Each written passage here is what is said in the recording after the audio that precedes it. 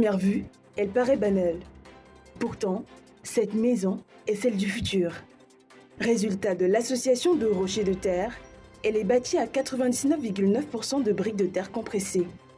Cette bâtisse respecte entièrement les normes environnementales et favorise l'économie en énergie. C'est la maison écologique. Ce bâtiment a d'ailleurs été le siège d'un échange le 4 novembre dernier sur la question des constructions durables au Cameroun, cas particulier des maisons écologiques. Donc le bâtiment est un point sur lequel il faut jouer. Et comment donc il faut faire ça? Il faut donc modifier le cycle de vie de bâtiments, donc changer la façon dont on les conçoit, la façon dont on les construit, la façon dont on les exploite. Ça c'est de un, mais il faut aussi changer les habitudes des habitants. Et c'est pour ça qu'on dit tout le monde doit participer. Ça ne peut pas être une seule personne.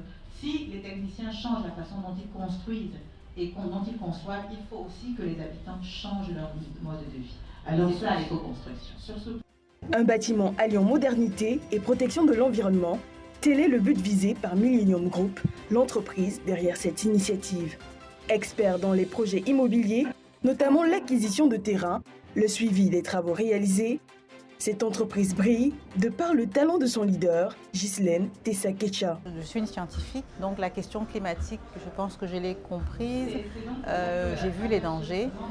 Il y a une espèce de, je ne peux pas dire malheur, où l'Afrique paye un lourd tribut au changement climatique alors qu'elle représente 5% de la pollution, peut-être même pas, mais elle paye les conséquences de la pollution. Donc, c'est à nous de trouver les moyens de se défendre contre les conséquences du changement climatique.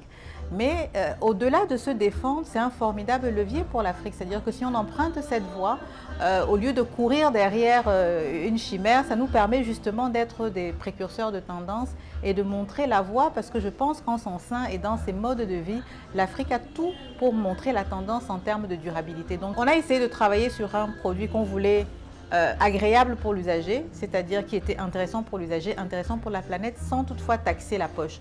Alors, c'est une équation, c'est une jonglerie qu'on fait, mais on a essayé de monter un projet qui permettait d'avoir une stabilité dans le prix de revient. Donc, de manière générale, à caractéristiques égales. Je précise bien à caractéristiques égales parce qu'il ne faut pas qu'on nous compare avec une maison qui est construite entre guillemets au quartier. Donc, caractéristiques égales, c'est-à-dire si je faisais la même maison en parpaing, celle qui est en briques coûterait 10 à 15% moins cher en termes de grosses œuvres. Pas de toute la maison, de grosses œuvres, c'est-à-dire les murs, les fondations et la couverture, tout ça là, on est entre 10 et 15% moins cher quand on choisit un bâtiment en briques de terre, enfin en nos briques de terre. Pourquoi? Parce que cette brique nous permet d'éviter les poteaux, nous permet d'éviter les poutres, et vous voyez, on peut la laisser nue. Ça veut dire qu'on économise donc du ciment, on économise en ciment, on économise en fer, on économise en tout ce qui est habituellement coûteux dans la construction d'une maison. L'entrepreneur engagé dans le combat pour un bien-être quotidien chez soi attire l'attention de tous sur l'importance des constructions écolo. Il y a un avantage indéniable à la maison écolo, c'est qu'on a des économies d'énergie et on a un meilleur confort. Donc, c'est notre rôle, c'est ce qu'on fait aujourd'hui, et c'est la première d'une série de vulgariser, d'expliquer aux gens, la maison écolo, il faut oublier le côté protéger l'environnement si ça ne vous intéresse pas, mais pensez à votre confort, pensez à votre santé, pensez que dans l'avenir, il va faire de plus en plus chaud, et que dans une maison classique, vous aurez de plus en plus chaud, que vous n'aurez pas forcément accès à l'électricité, parce que vous pourrez avoir 10 clims dans votre maison, si vous n'avez pas d'énergie, elles ne vous serviront à rien les clims. Donc, comment je préserve mon confort, comment je préserve ma poche, comment je préserve mon bien-être, seule la maison écolo vous le permet. La pertinence de ce projet, les bureaux Veritas l'ont bien compris. Ludovic Aurélien Kilama, acteur important de cet échange, a d'ailleurs félicité cette initiative qui reçoit le soutien total de son organisation. Le bâtiment durable est une thématique actuelle qui est importante et qui est importante pour la population et qui est importante pour le bureau Veritas, qui a aujourd'hui ce qu'on appelle une ligne verte, où on essaie de suivre tous les acteurs de l'industrie de la construction de manière à participer, à porter notre pierre dans le processus de décarbonatation du secteur de la construction. Nous accompagnons Millennium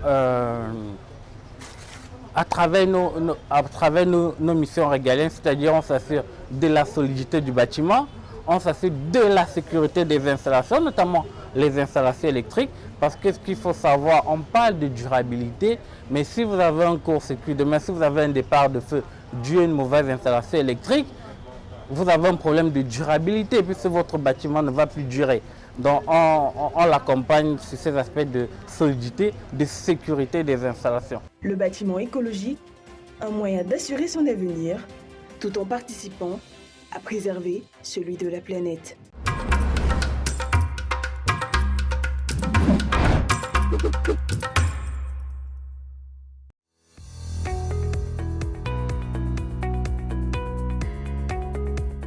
Alors l'assurance pour les maisons, c'est ce que nous appelons communément dans notre jargon d'assureur, l'assurance habitation.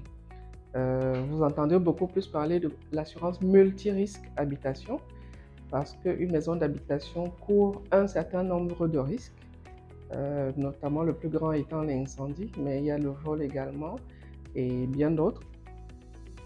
L'intérêt pour chaque habitant d'une maison de prendre cette assurance, c'est en fait de couvrir les biens qui lui appartiennent.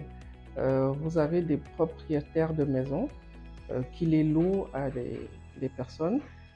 Si ces maisons partent en feu, par exemple, ils auront perdu tout leur investissement. Donc, ils ont intérêt à assurer au moins le local, au moins le bâtiment qu'ils ont pu construire, de façon à ce que s'il y a un pépin, que l'assureur puisse leur venir en aide pour reconstituer en fait ce qu'ils avaient avant le sinistre. Et pour les locataires, ils ont également tout intérêt à prendre une assurance multirisque habitation parce que au-delà du local qui ne leur appartient pas, leurs biens sont à l'intérieur. S'il y a un souci, un incendie, un vol, un dégât des eaux, c'est leurs biens qui sont en risque. Donc, chacun qui habite une maison, chacun qui a une maison, chacun qui loue une maison a tout intérêt à souscrire à une assurance multirisque habitation.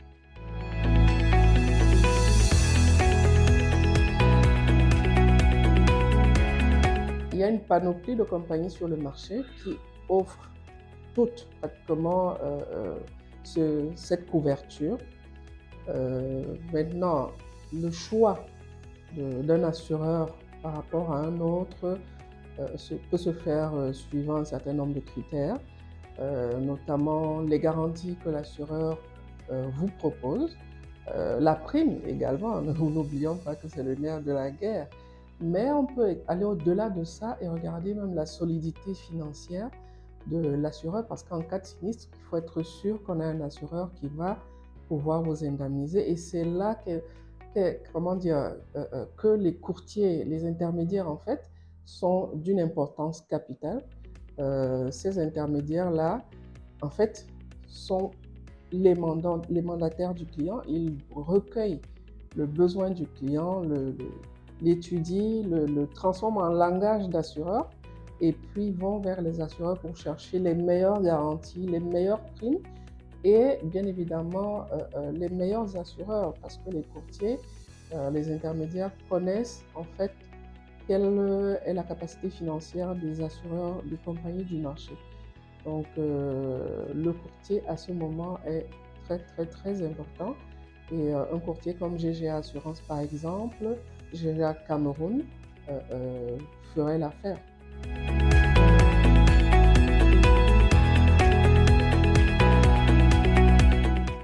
Alors, est-ce qu'il y a plusieurs types d'assurance habitation? Je dirais pas vraiment, mais maintenant, en fonction de la qualité de celui qui souscrit, est-ce qu'il est propriétaire de la maison?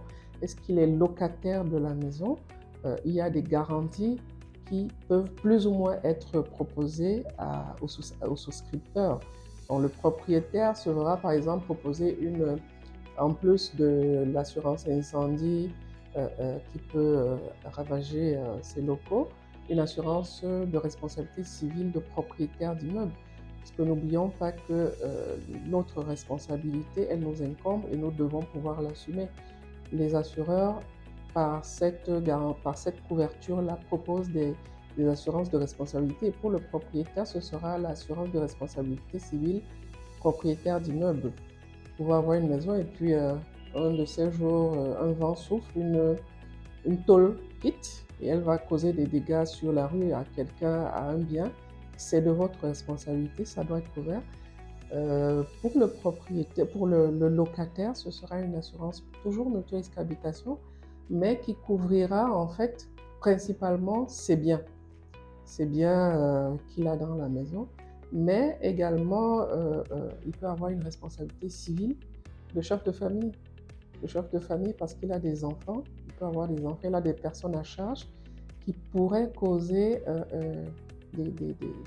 des dommages à autrui, au bien d'autrui. Donc voilà un peu.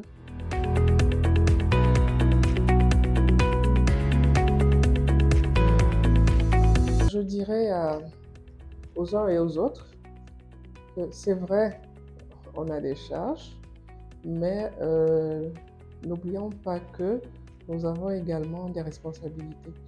Nous avons la responsabilité d'assurer un toit nos familles et cette responsabilité doit être continuelle. Et ce n'est pas parce que nous avons pu le faire aujourd'hui que nous devons nous arrêter demain. Donc il faudrait créer des conditions dans lesquelles on est sûr que quel que soit ce qui arrive, notre famille sera toujours à l'abri.